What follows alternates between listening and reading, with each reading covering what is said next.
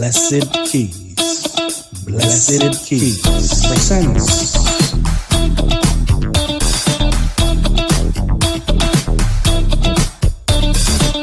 Voices. Good morning. Welcome to Voices, our podcast from Blessed Keys Ministries. I am Reverend Grace Reyes. I'm the founder and the current president of this nonprofit, non-denominational, faith-based ministry. And we started during the pandemic, and we've been growing ever since, so going on 5 years. I'm a member of Center of Life Church in Bridgeport, Connecticut, and I also am so excited today to bring you our series, which we have been doing for the last few weeks when we first started this podcast series. And it's called Faith Walkers. And today I'm excited to be able to bring to you our special guest, John Gomes. He is running for mayor of Bridgeport, Connecticut. And I do believe that he's going to be our future mayor. And so I'm very excited today to be able to introduce him to those that may not know him in our podcast. But I really, truly believe that he has been such a stellar example of our Faith Walker series. He has walked in faith. He has believed God for this win, and that he can manage and lead this city into the light, into prosperity. And we're just so excited to be able to bring him today. Just a couple of housekeeping things. I will be introducing John, and from there he's going to have an opening statement. I will have some follow-up questions, and then he will then close us out with a closing statement. John? Greetings, Reverend Reyes. Good. Thank you for having. I was going to start speaking my Spanish. How are you? Thank Such a you. pleasure to see you, sweetheart. Thank you for having me. I'm humbled to be here to talk to your viewership. I can only begin to tell you that what has happened in our campaign is beyond us. Yes. There is a higher power that's controlling the destiny. Amen. Because our campaign has been grassrooted for the people. That's right. About the people. And we've reached the people to say, listen, we in Bridgeport are living the consequences of what we see is not being done for us. And as long as we continue to let others that are not vested in Bridgeport, we're going to continue to go through these consequences that's impacting us, our financial status, our quality of life, and our kids. When we talk about education and everything that's happening. And John, that means that without the children being educated, you have no future. no, without a doubt. I mean, I sit here before you as a product of a member, not a product, but a member of the Bridgeport public education system. And I continue to fight for them because I'm fighting for my children that went to the school system here. Right. And those that are attending now, and those parents that, whether through cultural barrier, language barrier, they feel they're not being represented correctly. And I'm here to fight for all Bridgeporters. And through this campaign trail, we've come across things that's unimaginable. We never thought we would be here, especially in February. We're under special circumstances where, we discover God gave us the fortunate to uncover atrocity when you talk about voter suppression, violating our civil rights as residents of Bridgeport, and presented that in court. And the court said, you know what? You were misrepresented. There was a crime committed against you, against the voters of Bridgeport. So we're going to give you opportunities with two new elections, both the primary and the general. And here we are. Still standing, John. Amen. And this is a story that, again, as I said, there's a higher divinity that's pushing me in this direction, because the strength that you need to carry on against the David and Goliath story that we're living, That's as you right. it's amazing. And for me, it's the inspiration from above, it's the inspiration from within, it's the inspiration from the pastors, the churches, the prayer warriors that keep me on this mode. And I wake up every day and I go to sleep every day asking God for more strength and guidance, Yes, because we believe in what we're doing, we believe in the cause, we absolutely. believe that ultimately we will be victorious. But it has to be unified, it has to be with one focus, and it has to be through that strong faith that we believe that we're here for a purpose. And that's why, through avenues such as this podcast, to talk to the voters, to say, if you believe, continue to fight, because we will prevail, God willing. So, describe for me, John, if you will, your relationship to Bridgeport's legislative body and to its delegation to Hartford. Well, I've always respected those in elected office. My campaign has been about an inclusive sense, to bring them in, to say, listen, these are the problems that we have. We need help to fix the issues that we're having in Bridgeport. From a funding perspective, that Bridgeport, we're not getting enough funding for the Board of Education from the state and federal. We're not getting enough from the economic standpoint. That you have to understand, we're living in Bridgeport where our budget keeps increasing, um, nearly 80 million for the last 8 years, and yet our taxes are high, our streets are dirty, we're down 138 officers, and Wow. yet we have the selected few in the city of Bridgeport who are benefiting. They come here, they take a paycheck from us, and they leave. And then, we have grants opportunity that hasn't been taken advantage of fully. I mean, we call Bridgeport, but yet we have some of the main ports, such as Congress Street Bridge, Yes, you that do. that hasn't been opened since 25 years ago, and preventing the connection from one side of the city to the predominantly minority area in the east side. We have a Majestic Theater that has been shut since 1969, a landmark right in the entrance of downtown. We have Still Point, a project that over 54 acres were taken from the hardworking people of the east side, I and yet remember. 23 years later, we have a four-story building and nothing of it. As a matter of fact, as of today, we don't even have a hotel in our city.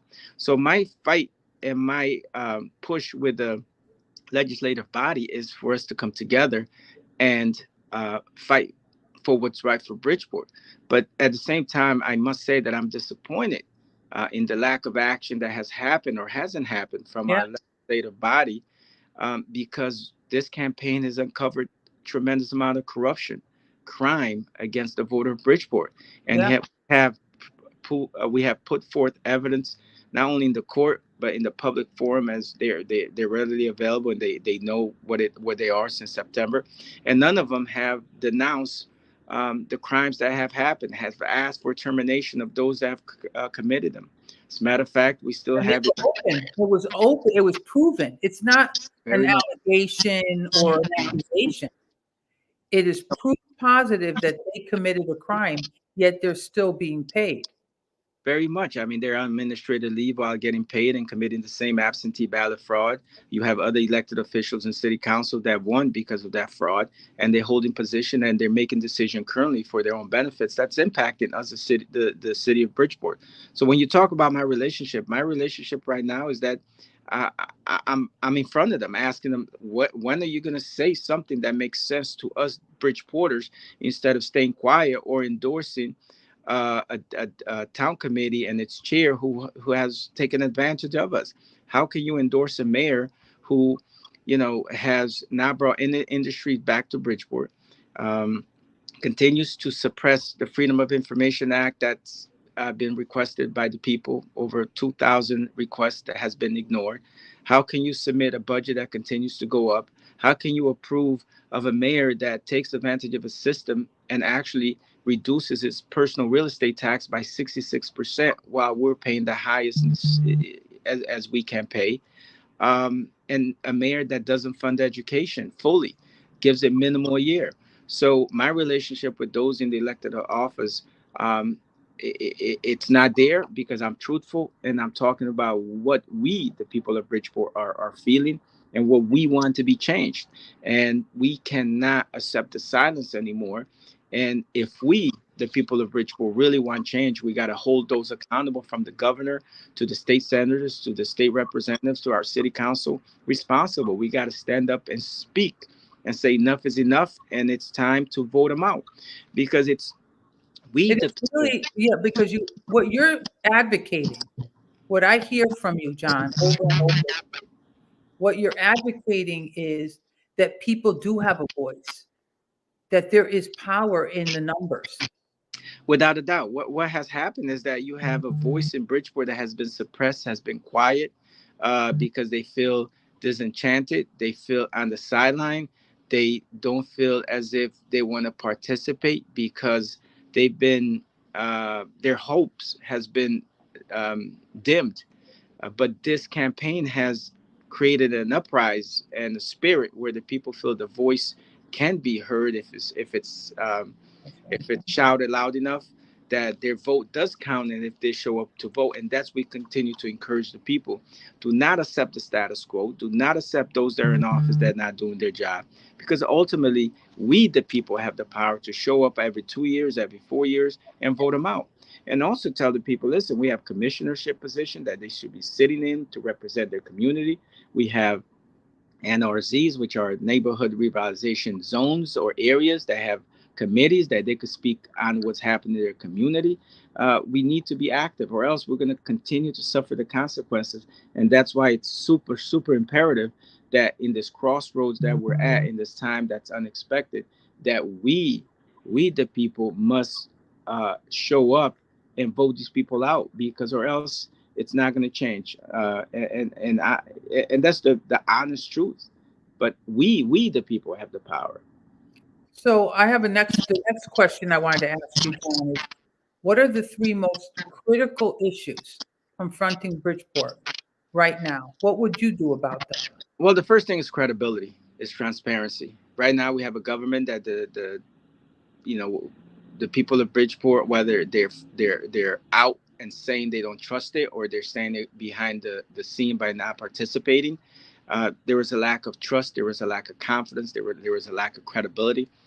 And now more than ever, when the evidence of the videos that show voter absentee stuffing, illegal stuffing at the ballot box, the stolen votes, that has really dampened. And that's one of the problems, that we need to restore the integrity of the electoral process here in Bridgeport. And that's why we keep advocating and fighting strong, and asking all and any elected officials to step up and try to present bills and resolution that's going to change that. It's really not about party affiliation. It's about we, the people of Bridgeport, whether you're Republican, undecided, Independent, Democrat, we're suffering that consequence where there's that lack of trust, and we need to change that. Me as the mayor of the city would be working very hard. I would be working very hard to not only restore integrity in the voter reform, but also integrity in the sense of government. I want to make a government where we, the people of Bridgeport, walk in City Hall and feel like, wow, that government is working for me. And that's one of the top things. The other thing, it's our economic growth. Our city of Bridgeport really do not have an engine to say we have an industry, whether it's the financial sector, hospitality sector, whether it's the medical sector, medical, we have two of the best hospitals around. Yeah. But when we talk about medical manufacturing, or we talk about artificial intelligence, those such an industry that are career oriented, we don't have in Bridgeport. And why do other neighboring cities and towns have them? Because they have people fighting for them. And that's what you need with me in office. I will be in Hartford, I will be in DC, fighting to bring those jobs back to Bridgeport, where we could create a thriving economy like it was once before. And we have the resources, we have the infrastructure, we have proximity to New York, we have 22 miles of water accessibility, we have the resources. But the problem is the people that are in charge are hands off, and they're in for themselves. And and whenever you have someone from the outside either speak up or show a difference, you put to the side, and you're being said that you're being negative. No, we're being real, because we are living that consequences. And the third thing as we had talked earlier, education. We need to fully fund education. We need to make sure that our teachers well paid, that our parents are well paid, that the kid have a notebook to write on and a book to read and an actual pen. Not that the teacher needs to take money out of their pocket to go and buy them, or That's that the athletic director or the coach of a team has to take money out of his pocket to go and buy uniforms for our kids so they could feel at least they're showing up to participate in athletic activity. That's where with that I'm planning to hire at least 10 to 12 grant writers to go out and research and look at where we could get these resources to make sure we could give the resources that's needed to our children. But Do you you know, feel that the money's out there though, John? oh, there is money out there. Let me tell you, if right now, if you look at some political position job, you could fund education right now off the top of that, because these are not only political position, but these are positions that they're not performing. They're not doing anything for the city. My one of my first goal within the first 45 days is to um, put in 1.5 million back to Board of Education to match the budget request they did last year, which they only got 2.5. Listen, if the mayor could have 7 cars and 4 drivers, I'm sure we could find money to put in education, and that's the fact that we have here in Bridgeport under Joe Ganim. My gosh. The next question I'd like to ask you is, how would you describe your faith walk? You know, we're doing a series on faith walk, and I know you and I have had conversations Yeah. about, the difficulties that have arisen from this campaign, but I also see the unbelievable hand of the Lord. Also. Uh, Well, I would tell you that we could sit here and talk a lot about that and the influence it has become in my life. And I've told you, and I've said to the pastor that I've always been, coming from a Catholic religion, I've always been faithful. But through this process, I've gotten to know some remarkable pastors that really carry that Bible and hold that integrity at that pillar, um, that hold that integrity when they're at the pulpit.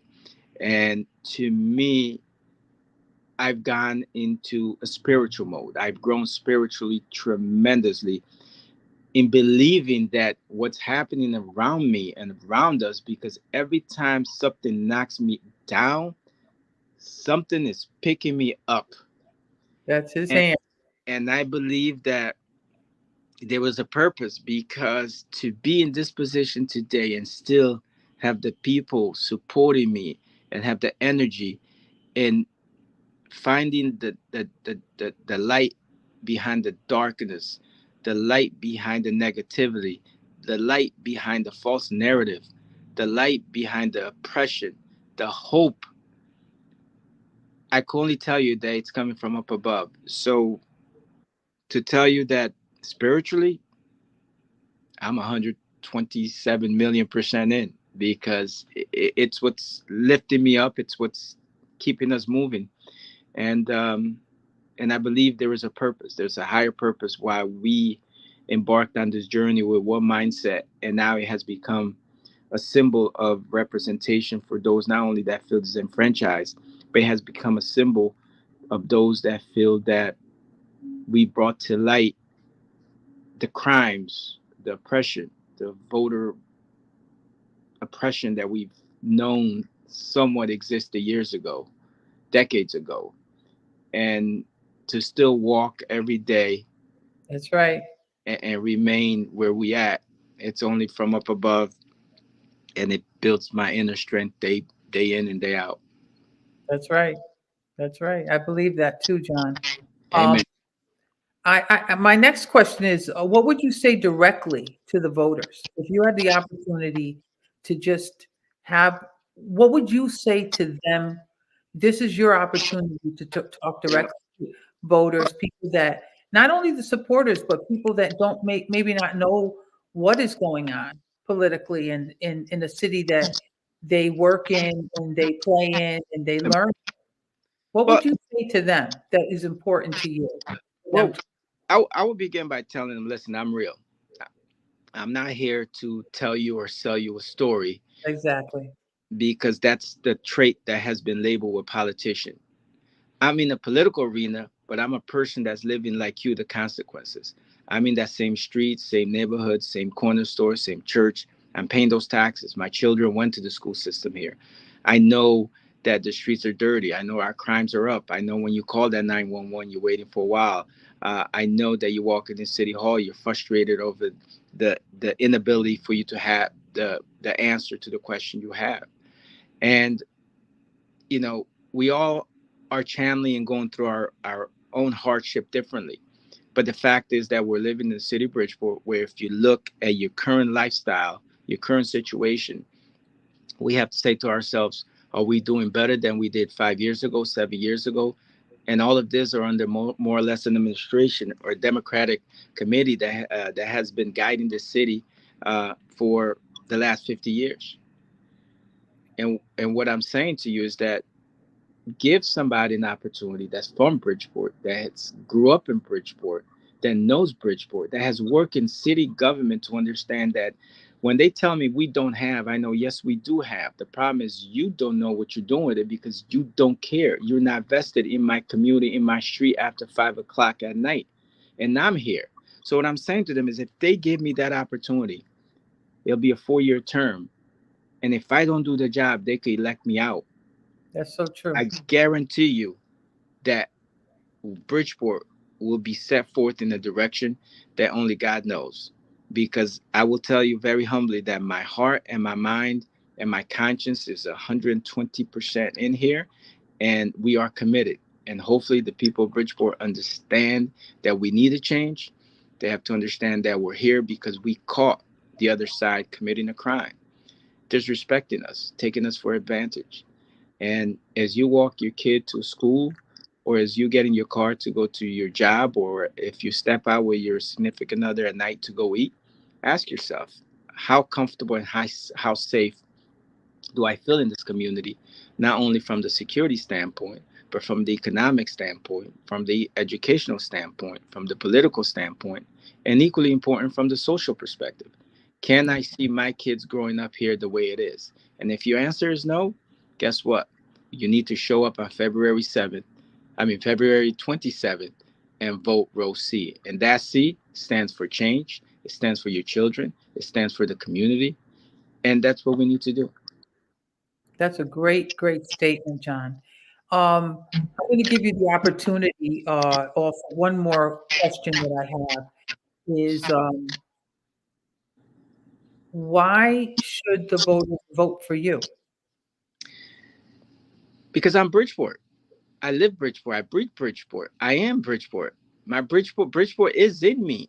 I am so grateful to Bridgeport for giving me the opportunity to come here as an immigrant from a country, third world, developing country, west coast of Africa, without a mother, without a father, without a green card, to come here and chase that American dream.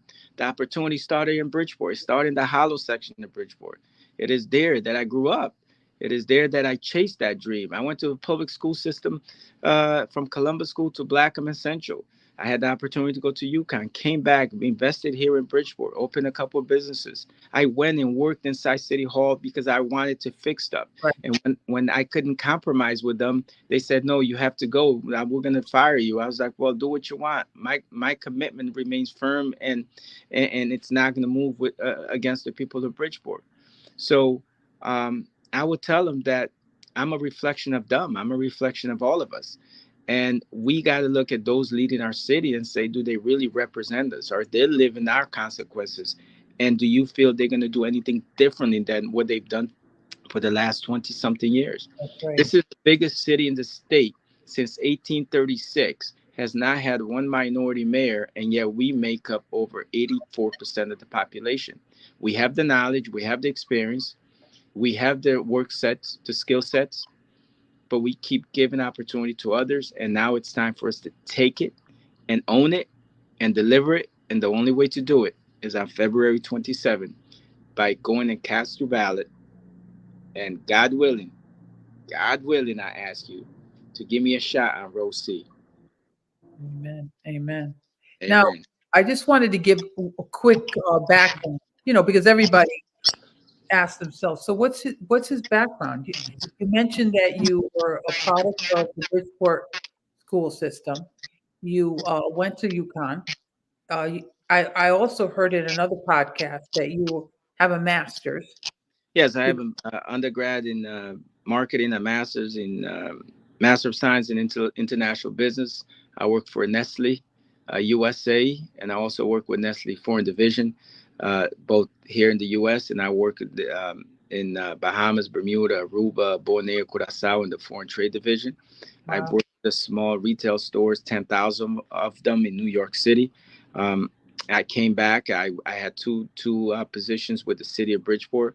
One is to look at transparency, accountability, and efficiency, looking at how to eliminate the wasteful spending. And obviously, when you put the data to light, people don't like it. They try to make you the bad guy, but no, it's simple the data that you're not maximizing the potential of the city. And then I had the opportunity because I gave this current mayor a second chance to make a right out of wrong, which he's not doing. He will not do. I led the city and looking at the divisions, the 41 divisions within the city. We had put many recommendations on the table, which were not acted upon. And that's why we're living those consequences that's impacting us, including what I mentioned about the city being 138 officers down. You know,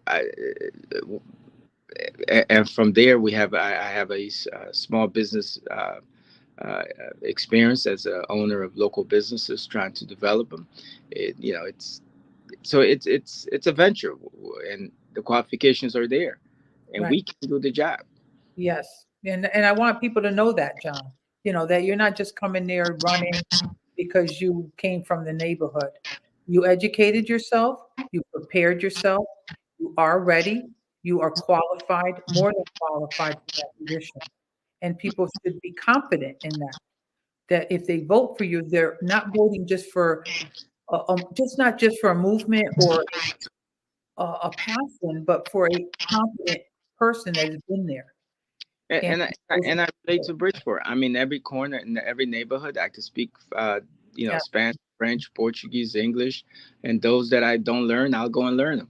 that's right. But I represent our community. I am a reflection of Bridgeport. Well, John, I want to thank you for coming on this program today. I am honored to have you here. I am praying you through. I believe that you are the light at the end of this tunnel, and I'm going to continue to pray and believe God for your victory. I again recommend to vote C on Tuesday, February 27th for the changes and to put our confidence in someone that can do the job. Uh, as a closing statement, John, what would you tell your voters? First of all, I want to say thank you. I want to say thank you to you for the prayers and Pastora Hernandez and other great leaders from a pastoral sense here in the Bridgeport. That has invigorated the group of the prayer warriors who continue to light candles and pray for me day in and day out. I want to say thank you for that, and I want to say thank you for what you guys do with our community. It's just not four walls, but it's walls where people come in and feel loved. Um, from the food drive to the clothing drive to helping the homelessness. I mean, you name it. You guys have done it all, and that's what we need. And with me in office, I will uplift organizations as such even higher, because these are the organizations as the beacon of light. That those are the these are the organizations that's going to work in making sure our community is safe Right. and provide for themselves. And my only word to those that are watching, I would say, pray, look into what has been and what can be, and do some research as well. For those that do not know me, go to my website, Yep. understand my four pillars, my reason, which is, we talk about education, economic development, we talk about public safety, we talk about a government that's efficient. Read about me. If you need where I'm at, we're at 2196 East Main Street. We're right there in a place where we could be seen and touched. And we're not doing this just because it's political season. I'm around all the time. All the time. So the thing is that it's our choice to make it different and better, or is our choice to stay stagnant and keep going backwards? That's right. Because the resources and the opportunities that's our hand, and I would tell you that we must unite stronger than ever. We must come together and make a difference for that one Bridgeport. And the important thing is this: and the general election coming up on February 27th, it's not about party lines. If you're a Nope. Democrat, you could vote for me. If you're an unaffiliate, you could vote for me. If you're independent, you could vote for me. If you're Republican, you could vote for me. Because at the end of the day, I'll be making decisions that will make the education stronger for your children, the streets cleaner, more police officers on the street, more paramedic as far as resources they need. And then really construct an economic engine that's going to be consistent, not only political time, but something that's going to work for all of us. And I want you to know that with me in office, when you walk into City Hall, you're going to have a City Hall that works for you. And if you feel that doesn't happen, I will create a 1-800 number that you will have direct access to my office, and you will get a response within 24 hours to make sure that that Bridgeport, or the Bridgeport that we will create as your next mayor, will be a representation of Bridgeport for all of us. Because my campaign, although it says a movement, it's a movement for all the people, with the people, and by the people. Amen. That's wonderful. Amen. Amen. And keep Thank you. praying. Yeah, we're going to keep praying. We're going to, I'm looking forward. Please, I just want to remind everybody, row C, Tuesday, February 27th. It doesn't matter what party you come from, just vote for John Gomes. Our future Amen. sits in his hands, and we are confident, and that's why we recommend him highly to you. Have a wonderful day, and God bless everyone. God And bless. John, again, I'm looking forward to Tuesday and to see you and also pray you through to victory. Amen. Thank God you. bless you again.